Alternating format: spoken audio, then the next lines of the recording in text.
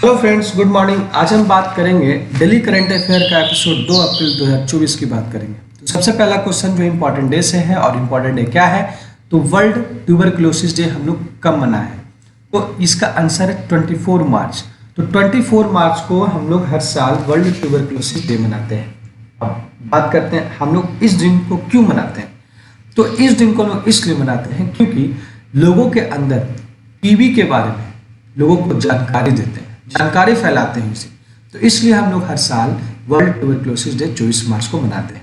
सबसे पहले बात कि 24 मार्च को ही क्यों मनाते हैं, तो देखिए ट्यूबरक्लोसिस होता है एक बैक्टीरिया के द्वारा। उस बैक्टीरिया का नाम है माइकोबैक्टीरियम ट्यूबरक्लोसिस, और वो बैक्टीरियम जो है उसका खोज किया गया है किसके द्वारा? रॉबर्ट कोच के द्वारा। कब? 24 मार्च को ही खोज किया था, और 1882 ईयर में। ठीक है, तो इसलिए हम हर साल 24 मार्च को वर्ल्ड ट्यूबरक्लोसिस डे मनाते हैं। अब कुछ दिन पहले हम लोग पढ़ चुके हैं, जैसे 21 मार्च का दिन।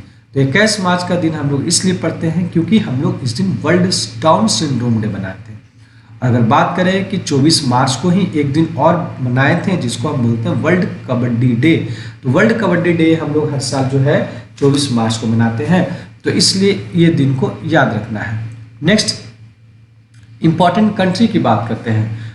आज इंपॉर्टेंट कंट्री में देखेंगे, तो देखिए किस देश ने मेक इन इंडिया पहल के तहत गुरुग्राम में एरोस्पेस सर्विस इंडिया लॉन्च की है। मतलब कि इंडिया के साथ ये जो है कौन सा कंपनी आई है इंडिया में, और इस मेक इन इंडिया पहल के तहत जो है यहाँ पर क्या किया जा रहा है, एरोस्पेस सर्विस को अंजाम दे रहा है यहाँ पर। ठीक है, तो ये इंडिया के साथ इजराइल आ रहा है। ठीक है, तो इजराइल एक ऐसा कंट्री है जो कि मेक इन इंडिया पहल के तहत जो है एरोस्पेस सर्विस इंडिया लॉन्च किया है।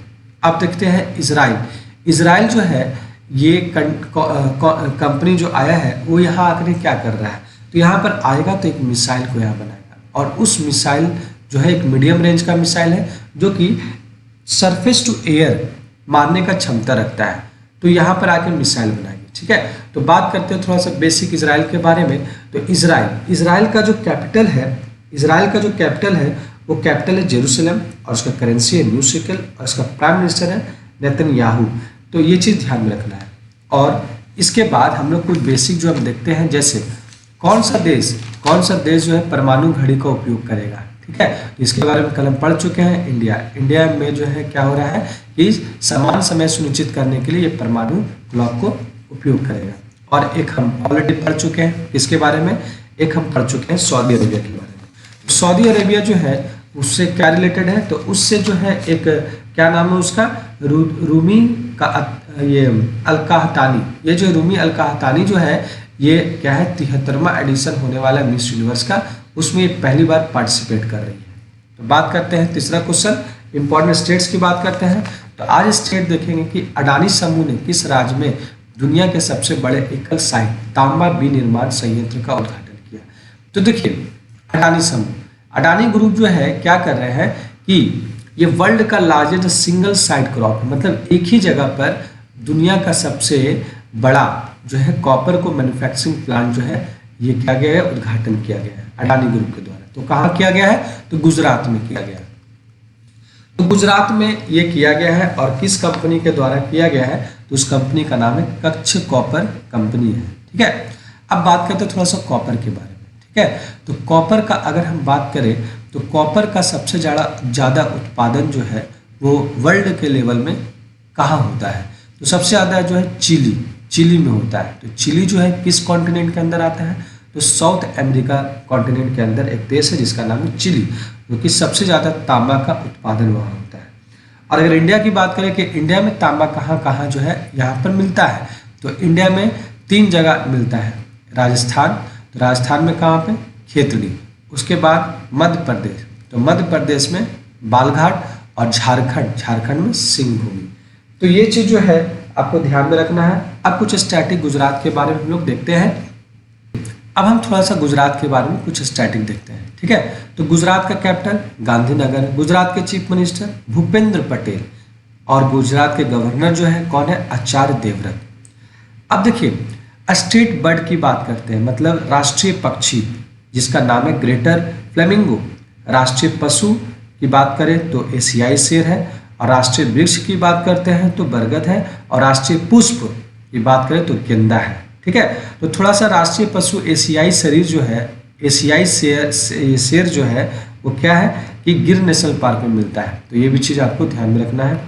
और अगर वहाँ का कुछ डांस, फेमस डांस देख लें तो दो डांस जो है सबसे ज़्यादा फेमस है, एक गरबा है और दूसरा है डांडिया। तो डांडिया और गरबा जो है दो फेमस डांस वहाँ है।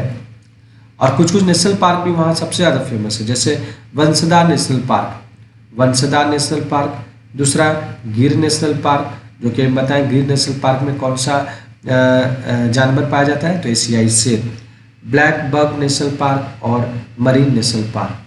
और अगर बात करते कुछ डैम की बात करते हैं तो डैम जो कौन कौन सा वहाँ है, तो सरदार सरोवर जो कि नर्मदा नदी पर है, और उकाई बांध जो कि ताप्ती नदी पर है, कडाना बांध जो कि माही नदी पर है, और दांतीवाड़ा बनास नदी पर है। तो ये सब कुछ स्टैटिक गुजरात से रिलेटेड है, जो कि इसको ध्यान में रखना है। और हम कुछ स्टेट्स के बारे में ऑलरेडी पढ़ चुके हैं, जैसे वेस्ट बंगाल के बारे में पढ़ चुके हैं कि वहाँ पर एक कौन सा त्यौहार मनाया जा रहा है, तो डोल जात्रा त्यौहार जो है, होली का त्यौहार होता है, रंगों का त्यौहार, वो मनाया जा रहा है। और एक पंजाब के बारे में कल देखे थे, तो पंजाब के बारे में यही देखे थे कि डीबीटी स्पीडी सीड्स को जो है उत्पादन वहाँ उद्घाटन किया गया है, ठीक है, पंजाब में। तो ये चीज़ ध्यान में रखना है। अब बात करते हैं चौथा क्वेश्चन जो स्पोर्ट्स रिलेटेड है। तो आज स्पोर्ट्स में बात करेंगे फुटबॉल के बारे में। तो फुटबॉल में हम लोग को ये ध्यान रखना है कि who has become the first Indian player to play 150 matches in international football. मतलब अंतर्राष्ट्रीय लेवल पर अगर बात करते हैं तो 150 मैच खेलने वाले पहले भारतीय कौन बन गए, तो इसका नाम याद रखना है सुनील छेत्री। सुनील छेत्री का नाम आपको ध्यान में रखना है कि वर्ल्ड लेवल पर ये ऐसे प्लेयर बन गए हैं जो कि 150 मैच खेलने वाले बन गए हैं। अब देखिए ये वर्ल्ड लेवल की बात करते हैं, ठीक है, तो ये भारत का फर्स्ट है। तो अगर वर्ल्ड की बात करते हैं तो वर्ल्ड में इसका पोजीशन जो है थर्ड पर है, तो थर्ड पर है। तो अब बात करते हैं कि फर्स्ट लेवल पे कौन है, तो फर्स्ट पर जो है ये क्रिस्टियानो रोनाल्डो है, जो कि कितना मैच खेला है, 205 मैच खेल चुका है। सेकंड में जो है ये क्या है, उसका नाम कि लियोनेल मेसी है, और थर्ड पे जो है सुनील छेत्री है। तो ये चीज़ आपको ध्यान में रखना है। अब थोड़ा सा हम फुटबॉल से रिलेटेड कुछ बेसिक देख लेते हैं। इसका बेसिक, जैसे फुटबॉल को रेगुलेट करने वाला जो बॉडी है उसको बोलते हैं फीफा। तो फीफा जो है फुटबॉल को देखदाख करने वाला बॉडी है, जो कि इसका स्थापना 1904 में हुआ था। और इसका हेड क्वार्टर अगर बात करें तो जूरिक स्विट्जरलैंड में कौन सा जगह पे, जूरिक पर है। अगर प्रेसिडेंट की बात करें इसका तो जियानी इन्फेंटिनो है, ठीक है। तो ये चीज़ आपको ध्यान रखना है। और इसका कप्स की बात करें, कुछ इंपॉर्टेंट कप्स, तो अगर बात करते हैं तो रॉबर्ट्स कप है, संतोष ट्रॉफी है, सुब्रतो कप है, डुरंड कप है, आशुतोष कप है, और मनरेगा कप है। तो ये कुछ फुटबॉल से का बेसिक हो गया। और हम पहले कुछ पढ़ चुके हैं, जैसे हम लोग पढ़ चुके हैं क्या कि श्रीलंका के बारे में हम लोग पढ़ चुके हैं। तो श्रीलंका जो है यहाँ पे क्या होने वाला है, तो यहाँ पे होने वाला women's cricket T20 Asia cup. और दूसरा हम क्या पढ़ चुके हैं, हॉकी से रिलेटेड एक हम नाम याद किए हैं जिसका नाम है PR श्रीजेश। वही PR श्रीजेश है जो कि एशियन गेम्स में जो भारत का ध्वजवाहक रहा है, उसी को अपॉइंट किया गया है को chairman FIH athlete committee of के द्वारा, ठीक है। तो इतने सारी चीज़ आपको ध्यान रखना है। अब देखिए इंपॉर्टेंट पर्सन की बात करते हैं। तो आज एक पर्सन का नाम लेंगे जिसका नाम है एवरीडे का ब्रांड एम्बेसडर कौन बन गया है, ठीक है, तो नीरज चोपड़ा। तो नीरज चोपड़ा का नाम आपको याद रखना है कि ये एवरीडे कंपनी का ये ब्रांड एम्बेसडर बने। कुछ और नाम पहले हम पढ़ चुके हैं, जैसे सोनम कपूर इसलिए फेमस थे क्योंकि वो लंदन टाटा मॉडर्न म्यूजियम में उनको शामिल किया गया है। और एक है उनका नाम अभय ठाकुर जो कि इंडिया एम्बेसडर टू म्यांमार रहे हैं। देखिए 7th रिपोर्ट की बात करते हैं। तो आज हम रिपोर्ट देखेंगे क्या, तीसरी खाद्य अपशिष्ट सूचकांक रिपोर्ट 2024, मतलब third food waste index report 2024। ये किसके द्वारा रिलीज किया जाता है, जारी किया जाता है, तो ये जो है जारी किया जाता है यूनाइटेड नेशन इन्वायरमेंटल प्रोग्राम के द्वारा, जिसको UNEP कहते हैं। अब देखिए ये जो क्या इस रिपोर्ट में क्या क्या बताया गया है, तो सबसे पहले ये बात करते हैं कि इस रिपोर्ट में 2022 का डेटा के द्वारा जो है इस रिपोर्ट को तैयार किया गया है। क्या क्या तैयार किया गया है कि पूरे विश्व में 19% जो है खाना जो है बर्बाद किया गया है, ठीक है। 19% अगर अमाउंट की बात करते हैं तो ये आता है 1.05 बिलियन टन। ये खाना इतना पूरे दुनिया में बर्बाद किया गया है। और अगर इसका अमाउंट पर हेड हर एक व्यक्ति पर देखा जाता है तो ये बताया जा रहा है कि 79 केजी पर ईयर, हर साल एक आदमी उसको वेस्ट किया है। और अगर बात करते हैं 783 मिलियन पीपल जो है लोग भूखे सो रहे हैं। तो ये चीज़ आपको ध्यान में रखना है। ये रिपोर्ट, कुछ रिपोर्ट के बारे में ऑलरेडी हम पहले देख चुके हैं, जैसे Hurun global rich report. Hurun global rich report 2024 में, इसमें क्या देखा गया था कि अरबपति, एशिया का अरबपति राजधानी कौन बन गया था, तो मुंबई के बारे में पढ़े हैं। और एक रिपोर्ट ऑलरेडी पहले पढ़ चुके हैं जिसको हम बोलते हैं LIC कंपनी को क्या बनाया गया था, वर्ल्ड स्ट्रॉन्गेस्ट इंश्योरेंस ब्रांड बनाया गया था। इसके द्वारा इसके ब्रांड फाइनेंस 2024 रिपोर्ट में ये चीज़ बताया गया है। अब नेक्स्ट बात करते हैं, अवार्ड की बात करते हैं। तो इस बार जो अवार्ड देख रहे हैं क्या कि S&P ग्लोबल के द्वारा सेरावीक मतलब सेरावीक लीडरशिप अवार्ड किसे दिया गया है, ठीक है। तो देखिए S&P के द्वारा ये सेरावीक अवार्ड जो है ये दिया गया डॉक्टर सुल्तान अल जबर। क्या है, डॉक्टर सुल्तान अल जबर।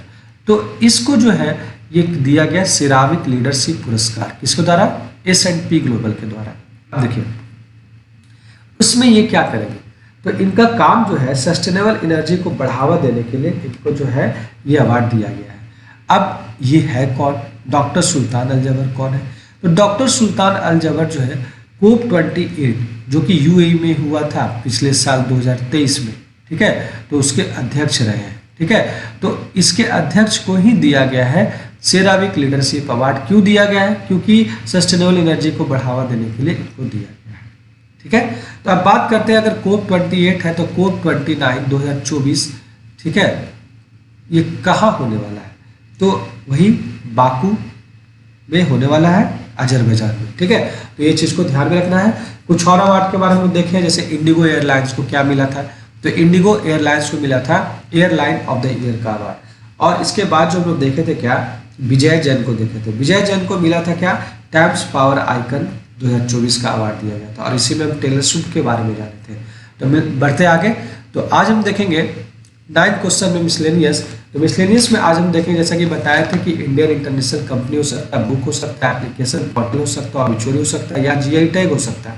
तो ये सब चीज़ जो है हम लोग देखने वाले हैं मिसलेनियस में। तो आज हम देखेंगे एक इंटरनेशनल कंपनी के बारे में, जैसा कि देखिए यहाँ पे देख रहे हैं कि माइक्रोसॉफ्ट किसके साथ मिल करके AI सुपर कंप्यूटर स्टारगेट विकसित कर रहा है। तो ये ध्यान में रखना है कि with whom Microsoft developing AI super computer Stargate. तो इसका आंसर है ओपन एआई। तो ओपन एआई के द्वारा जो है ये माइक्रोसॉफ्ट मिल करके क्या कर रहा है, सुपर कंप्यूटर को विकसित कर रहा है। अब ओपन एआई कौन है, तो ओपन एआई जो है वही ओपन आई है जो ChatGPT को लॉन्च किया था। तो ये चीज़ ध्यान में रखना है। अब देखिए ओपन एआई क्या है, एक अमेरिकन कंपनी है और इसका जो स्थापना कब हुआ, 2015 में हुआ। और इसके CEO कौन है, तो सैम अल्टमैन है। तो आज के लिए जो है इतना ही काफ़ी है। तो हम लोग मिलते हैं कल के वीडियो में। अगर आपको मेरा वीडियो अच्छा लग रहा है, मेरा रिवीजन करने का तरीका अच्छा है, तो आप मेरे चैनल को सब्सक्राइब और लाइक शेयर जरूर कर सकते हैं।